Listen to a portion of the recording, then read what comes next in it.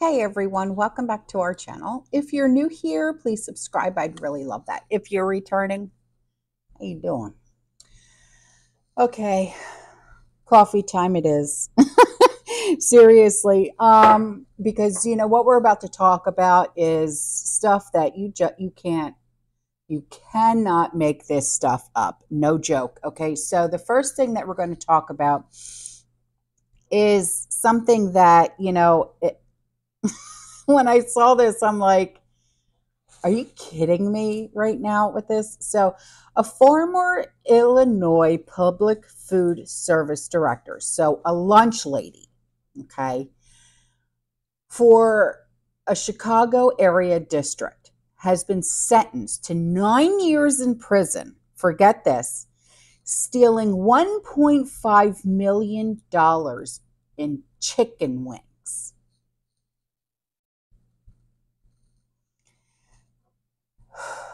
Yeah. So her name is Vera Liddell, and she worked for the Harvey School District for over a decade. And the the massive fraud began to at the height of the Rona, during a time when the students were not allowed to be physically present in school, with the virtual schooling was happening and stuff like that. And even though the kids were learning remotely, the school district, they continued to provide meals for the students and their families that they could pick up.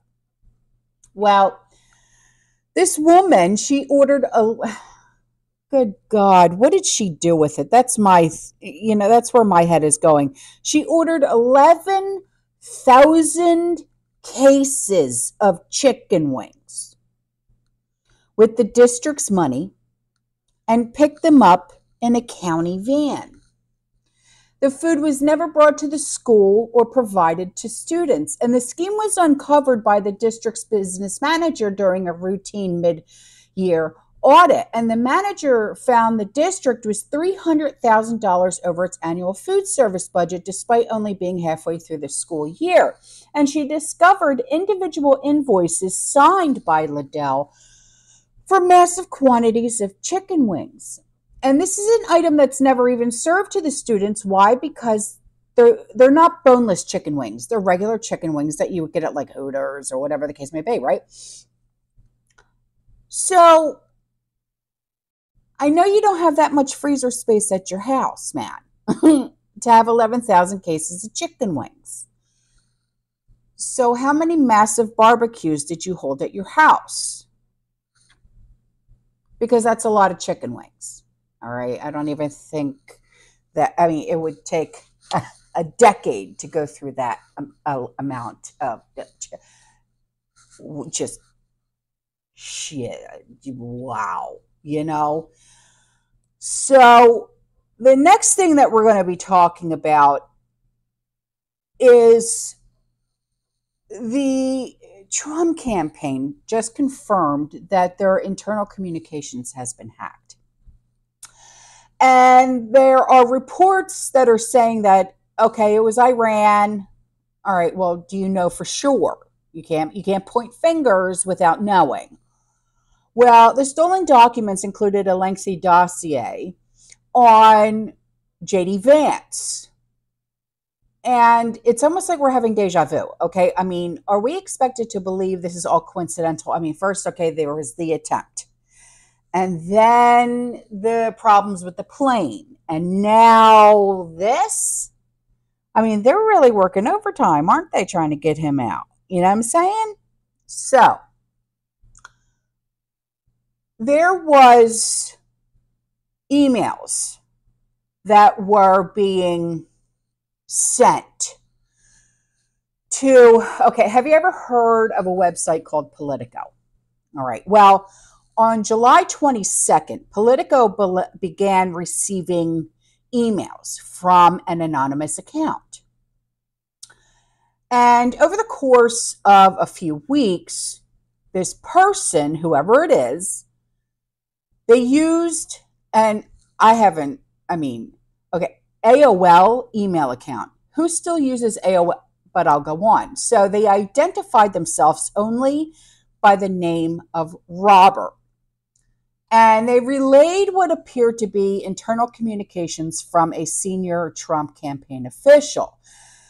And a research dossier the campaign had apparently, okay, done on J.D. Vance, which was dated February 23rd, and it included the documents. Now, the documents are authentic, and that is according to two people who are familiar with them and granted anonymity to describe internal communications. And one of the people described the dossier as a preliminary version of Vance's vetting file.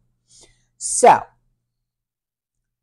the research dossier was 271 pages long, based on publicly available information about Vance's past and his record and his statements, with some like, okay, when he had criticisms about this, that, and the other, and all the anti-Trumpism stuff that he said, okay, which is why I'm mostly against him, but I'll go on.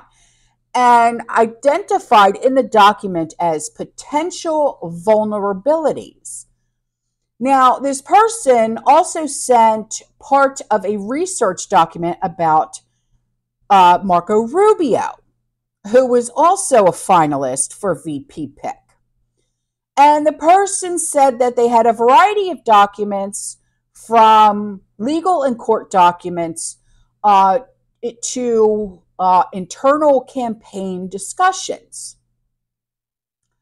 And when Politico said, well, wait a minute, how did you obtain any of this? The person just responded, I suggest you don't be curious about where I got them from. Any answer to this question will compromise me and also legally restricts you from publishing them. Wait a minute, what? So the scope of the information obtained by the hacker is unclear, but it represents a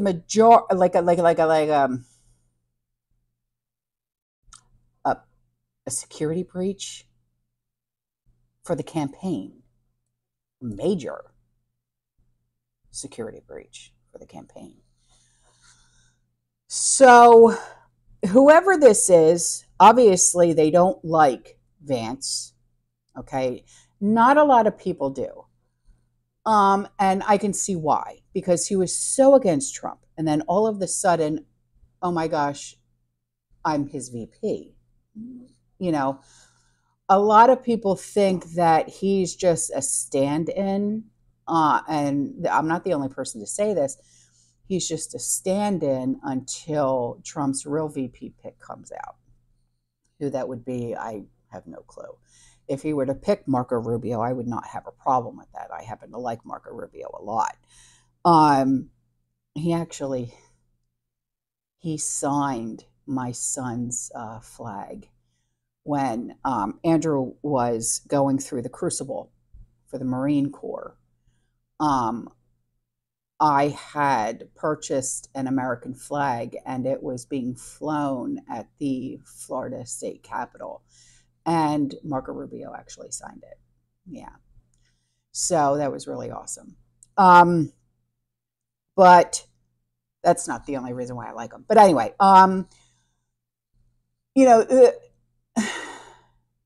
whoever this is, this Robert guy,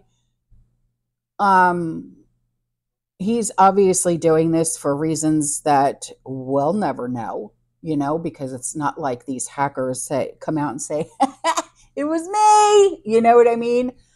So I don't know. I don't have answers. And I wish I could dig, but there's no way to really dig on this. There really isn't, because, I tried and I can't find anything. But anyway, all right, guys, I am out of here. I will see you in the next one. Okay. You stay safe. You stay positive. You keep prepping.